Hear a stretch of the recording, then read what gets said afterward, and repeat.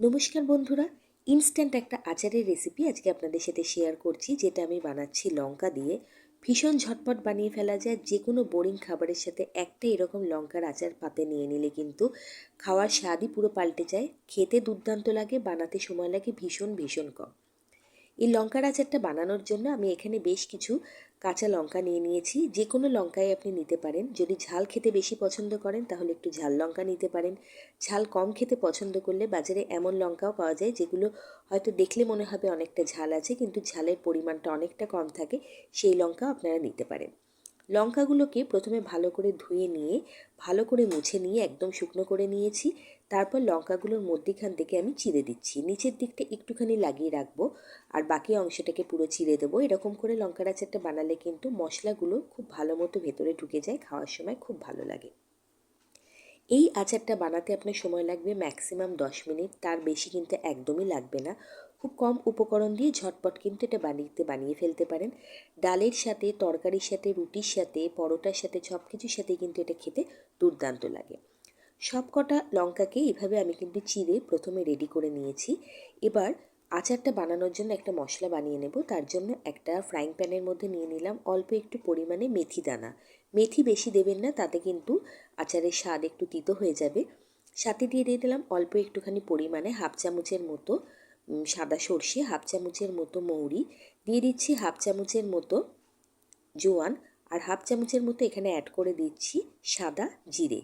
আমি এই উপকরণগুলো দিয়েছি। আপনারা যদি আরও কিছু অ্যাড করতে চান সেটাও এর মধ্যে অ্যাড করতে পারেন আপনাদের স্বাদ অনুযায়ী। তবে এই মশলাগুলো অ্যাড করলে কিন্তু আচারের স্বাদটা খুব ভালো আসে, গন্ধটাও ভালো আসে।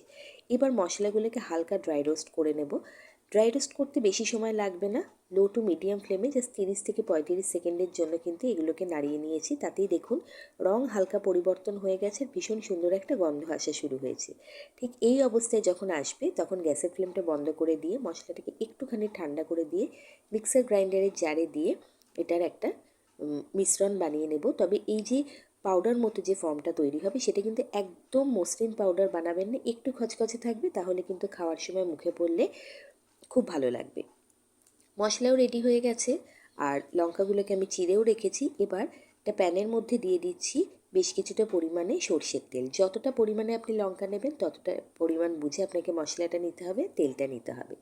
তেলটা গরম যেই হয়ে যাবে, যখনই অল্প অল্প ধোঁয়া বেরোনো শুরু হবে, তখন এর মধ্যে লঙ্কাগুলো দিয়ে একটুখানি কিন্তু ভেজে নিতে হবে। বেশি একদমই ভাজার দরকার নেই, যাতে লঙ্কার রঙটা পরিবর্তন না হয় সেদিকে লক্ষ্য রাখতে হবে।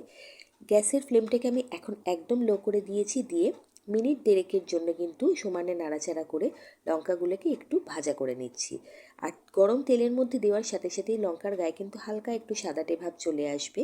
তো সেই জন্য কন্টিনিউয়াস এটাকে নাড়াচাড়া করে একটু ভাজা ভাজা করে নিতে হবে, লঙ্কা যেন একদম নেতিয়ে না যায়। লঙ্কাটাকে প্রথমে একটুখানি নাড়াচাড়া করে নেওয়ার পরে আমি এর মধ্যে সামান্য একটু পরিমাণে হিং অ্যাড করছি। হিং দিলে এই আচারটার স্বাদ খুব ভালো আসে, গন্ধটাও কিন্তু খুব ভালো আসে। সামান্য একটু পরিমাণে হিং এর মধ্যে অ্যাড করে দিয়ে আবার এটাকে নাড়াচাড়া করে দিলাম। এবার লঙ্কাটা দেখুন আগের তুলনায় একটুখানি কিন্তু ভাজা হয়ে গেছে। এবার এর মধ্যে বেসিক কিছু মশলা অ্যাড করব। প্রথমে এর মধ্যে আমি অ্যাড করে দিচ্ছি একটুখানি লাল লঙ্কার গুঁড়ো। লঙ্কাটা এমনিই ঝাল, সেই জন্য আলাদা করে ঝাল লঙ্কার গুঁড়ো দিলাম না। আমি এখানে কাশ্মীরি লাল লঙ্কার গুঁড়ো দিলাম, যাতে লঙ্কার আচারটার রঙটা খুব ভালো আসবে। দিয়ে দিচ্ছি স্বাদ অনুযায়ী নুন, আর দিয়ে দেবো সামান্য একটু হলুদ। হলুদ, লঙ্কা আর নুন দেওয়ার পরে আবারও একটুখানি প্রায় 30 সেকেন্ডের জন্য কিন্তু লঙ্কাগুলোকে একটু ভাজা ভাজা করে নেব। তারপর যে মশলাটার গুঁড়ো বানিয়ে রেখেছি সেটা এটার মধ্যে অ্যাড করে দেব। এই আচারটা বানানো ভীষণ সহজ, সব থেকে সহজ আচারের রেসিপি আমার কাছে মনে হয় এটাই। ইনস্ট্যান্ট তৈরি হয়ে যায়। যদি কোনো বোরিং খাবার খেতে ভালো না লাগে তার সাথে চটপট কিন্তু 10 মিনিটে এই আচারটা বানিয়ে নিতে পারেন। যে কোনো বোরিং খাবারকে কিন্তু এটা সুপার টেস্টি বানাতে পারে, এতটাই এটার টেস্ট ভালো হয়। ভীষণ চটপটা, খুব ভালো লাগে খেতে। অবশ্যই একবার বানাবেন, আর যদি ভালো লাগে আমাকে কিন্তু কমেন্ট করতে ভুলবেন না। শেয়ার করবেন আত্মীয় পরিজন বন্ধুবান্ধবদের সাথে। আর ভালো লাগলে অবশ্যই অনুরোধ করব চ্যানেলটাকে সাবস্ক্রাইব করার জন্য। সব কিছু বেশ ভালো মতো ভাজা হয়ে যাওয়ার পরে মশলার গুঁড়োটাকে এর মধ্যে দিয়ে দিলাম। দিয়ে জাস্ট মিনিট খানেকের জন্য ভালো করে নাড়াচাড়া করে নিয়ে গ্যাসের ফ্লেমটাকে বন্ধ করে দেব। অনেক এরকম ইনস্ট্যান্ট বানানোর রেসিপি, সেটা আচারের রেসিপি হোক বা ব্রেকফাস্ট ডিনার হোক, আমার চ্যানেলে অলরেডি আপলোডেড আছে, কুকিং চ্যানেলে। আপনাদের কাছে রিকোয়েস্ট করবো একবার চ্যানেলটাকে অবশ্যই ভিজিট করবেন। আর আজকের রেসিপি ভালো লাগলে অনুরোধ করব চ্যানেলটাকে সাবস্ক্রাইব করে বেল নোটিফিকেশানটা অন করে দেবেন, যাতে আমার যে কোনো রান্নার সবার আগে নোটিফিকেশান আপনার কাছে পৌঁছায়। দেখুন আচারটা কতটা টেস্টি হয়েছে, একদম শুকনো শুকনো, গায়ে মশলাগুলো লেগে রয়েছে, অথচ লঙ্কার কিন্তু রঙও পরিবর্তন হয়নি। ডালের সাথে আলু ভাতে বা আলু সিদ্ধ মাখার সময় এই কিন্তু আচারটা দিয়ে মাখতে পারেন। ডালের সাথে, তরকারির সাথে, যে কোনো কিছুর সাথে কিন্তু এটা খেতে খুব ভালো লাগবে।